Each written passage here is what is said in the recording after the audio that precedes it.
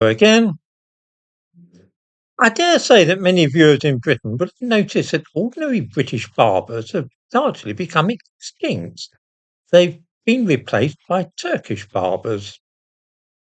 I've spoken of this before, and I don't propose to go into the possible reasons for this phenomenon, merely to observe that it is happening, and most of us are aware of it. Where once there might have been a single British barber in a high road, there are now half a dozen Turks, Kurds, and Albanians, and new shops are springing up every day. Somebody contacted me recently and asked if I had noticed that the same thing was happening with fish and chip shops. Now, this was curious because I certainly know that the nearest fish and chip shop to where I live in Brecon is run by Turks. This area is not particularly multicultural, but I hadn't really given the matter any thought. The man who contacted me lives in Kent, and he told me that almost all the fish and chip shops in and around his hometown are now run by Turks, and that this is a big trend elsewhere. I decided to do a little digging, and I found that it's perfectly correct, although why it should be the case is more than I can say. In Kent, there is a chain of fish and chip shops called Bell Traditional Fish and Chips. Nice traditional English name there, you will note. Bell. A quick look, though, at the listing for this company in Company's House reveals that it is run by Takla Tansu Shefik and Rashid Ilhan Shefik. I can't find a director called Tom Bell anywhere. I give a link to the Company's House listing in the description to this video. Tom Bell's Traditional Fish and Chips has a shop in Sevenoaks in Kent.